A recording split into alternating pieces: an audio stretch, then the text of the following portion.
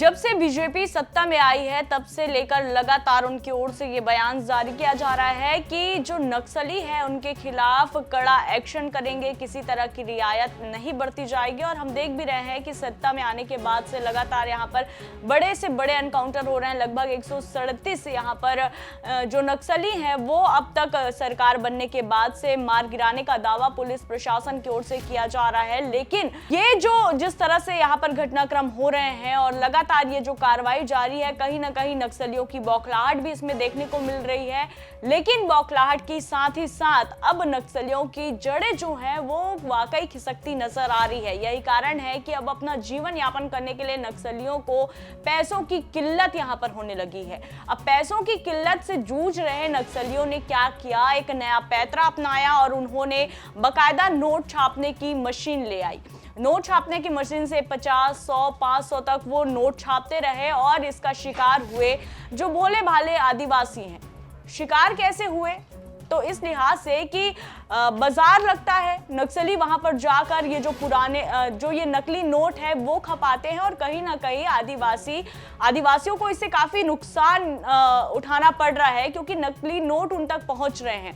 इतने बड़े हाईटेक यहाँ पर नक्सलियों के पास मशीन आखिर आए कहां से, ये बड़ा एक सवाल हो जाता है। क्योंकि लगातार इस तरह से जो बातें निकलकर सामने आती हैं बस्तर से, चाहे हाईटेक हथियार की हम बात कर ले या इस तरह के तमाम प्रिंटर की हम बात कर ले, अब नकली नोट बनाने की मशीन भी यहाँ पर नक्सलियों के पास आ गई है।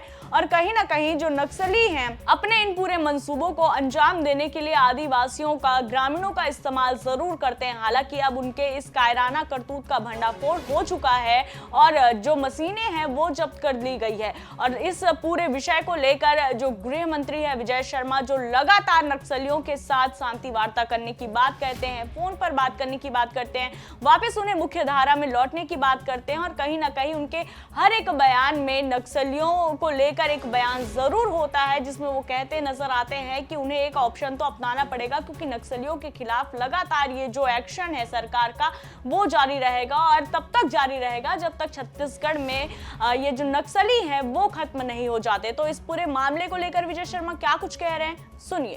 जो है नकली नोट जो है वहाँ पर करने की बातें सामने आई है। ये जब्ती अभी हुई है, इससे पहले लेथ मशीन भी जब्त हुआ था। और जो सरकारी नौकरी में है, शिक्षक वगैरह हैं, उनकी तनख्वाह में से पैसा लिया जाता है। जो गांव वाले हैं उनके राशन में से राशन लिया जाता है। ये बहुत सारी प्रक्रियाएं चल रही हैं, कोई वाद वगैरह नहीं है, बस यूँ ही है। मतलब इन सारी चीज़ों को बंद करके नक्सलवाद समाप्त होना चाहिए, बस्तर में शांति बहाल होनी चाहिए। प्रिंटर, भारी मात्रा में प्रिंटर की स्याही और अन्य सामग्री जो है वो कोराजगुड़ा के जंगलों से बरामद किया गया है। साप्ताहिक बाजार यहाँ पर लगाया जाता है जहाँ पर आदिवासी अपने सामानों को बेचने के लिए आते हैं। सब्जी भाजी या जो तमाम तरह की जो जरूरत की चीजें हैं वो यहाँ पर जो ग्रामीण है वो यहाँ पर साप्ताहिक बाजार में बेचने आते हैं। और नक्सली इसी दिन बाकायदा फायदा उठाते हैं इस दिन का, और ये पूरे जो नकली नोट हैं उसे जाकर ये वहां पर खपाने की कोशिश करते हैं। और लगातार जो आदिवासी हैं, जो ग्रामीण है, वो इसका शिकार हो रहे थे। अब कहीं ना कहीं जाकर उनके इस बड़े मंसूबे पर एक बार फिर पूर्ण विराम लग गया है। उनके इस कायराना करतूत का भंडाफोड़ होने के बाद एक बार फिर नक्सलियों को जो है जमकर मात यहां पर मिली है। लगातार नक्सलियों के खिलाफ इस तरह की कार्रवाई छत्तीसगढ़ में जारी है। अब देखने वाली बात होगी कि शांति वार्ता की बात करने वाले गृह मंत्री जो है विजय शर्मा वो कब तक नक्सलियों के खिलाफ इस तरह से एक्शन लेंगे और अगला कदम उनका क्या कुछ होगा, देखने वाली बात होगी। बहरहाल इस रिपोर्ट में इतना ही। ये जानकारी आप तक कवर्धा से पहुंचाई हमारे सहयोगी वेदांत शर्मा ने। छत्तीसगढ़ से जुड़ी तमाम खबरों से अपडेट रहने के लिए देखते रहिए छत्तीसगढ़ तक। जय जोहार, नमस्कार।